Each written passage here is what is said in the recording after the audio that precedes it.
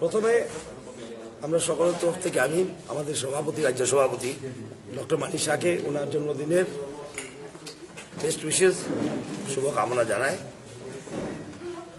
এবং সোনকারজিকে স্বাগত জানাই ত্রিপুরাতে। আজকে জনতার সঙ্গে উনি আজকে মিটিং করবেন। যারা জনতার নেতারা আছেন আপনারা সকলেই জানেন যে কয়েক মাস পরেই তো হবে এডিসি ইলেকশন। সুতরাং এডিসি ইলেকশনের রণকৌশল তৈরি করা, কিভাবে এগিয়ে নিয়ে যাওয়া, এবং ইলেকশনটা খুব গুরুত্বপূর্ণ ইলেকশন।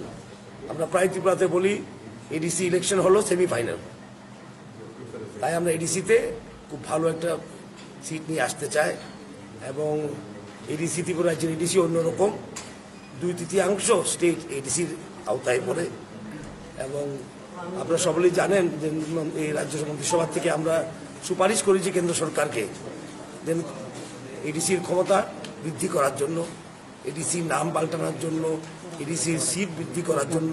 সুতরাং এডিসির জন্য আমরা অলরেডি অনেক কাজ করে ফেলেছি। এডিসির যেমন শক্তি বৃদ্ধি হয়, এডিসির যেমন টাকা পয়সা আরও বৃদ্ধি হয়, এডিসির নামটা আমরা ডিস্ট্রিক্ট কাউন্সিল থেকে ত্রিপুরা টেরিটোরিয়াল কাউন্সিল করার জন্য বলেছি। এডিসিকে আরও 42টা বা 43টা সাব ডিপার্টমেন্ট দেওয়ার জন্য বলেছি। এডিসিকে ভূমি অধিকার দেওয়ার জন্য বলেছি। এডিসির জন্য আমরা অনেক কাজ করেছি।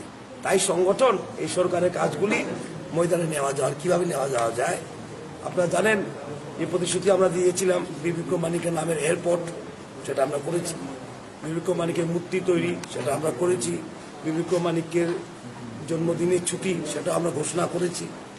অনেকগুলি কাজ আমরা করেছি যেটা আমরা আওতায় ছিল, আর যেটা আমাদের আওতার বাইরে কেন্দ্র সরকারের কাছে আমরা সুপারিশ করেছি। সেটাও মন্ত্রিসভার তরফ থেকে, ক্যাবিনেটের তরফ থেকে, ক্যাবিনেট তো হাইয়েস্ট বডি স্টেটের, সেখান থেকে আমরা দিল্লিতে আমরা সুপারিশ করেছি।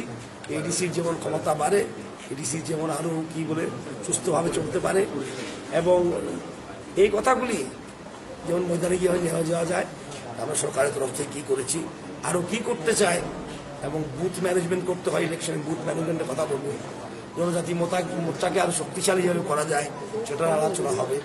এইসব আলোচনা নিয়ে আজকে সোনকারজি আমাদের সঙ্গে বসছে। দেখুন, এটা বিজেপি সাংগঠনিক মিটিং, এখানে শরিক নিয়ে আলাপ হয় না, ঠিক না? প্রত্যেক পার্টি শরিক থাকুক না থাকুক নিজের প্রস্তুতি করতে হয়। সেটা পরের কথা, শরিক থাকবে কি থাকবে না, কত সিট পাবে কত সিট পাবে না, সেটা বহু দূরের কথা। এখন তো আমাদের সাংগঠনিক প্রক্রিয়া আমরা চালু রাখতে হবে, সেটা নিয়ে মিটিং আজকে।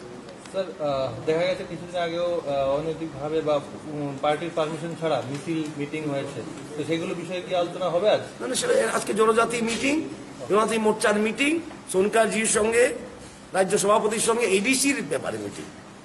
কবে নির্বাচন হতে পারে? সবাই বিরোধিতা বলছে নির্বাচন অনেক পিছিয়ে গিয়েছে, কবে হবে এটা বিষয়ে? নির্বাচনটা কবে হতে পারে? নির্বাচন আমরা ইলেকশন কমিশনের সঙ্গে আলাপ করছি, অতি সত্বর আপনারা জানতে পারবেন।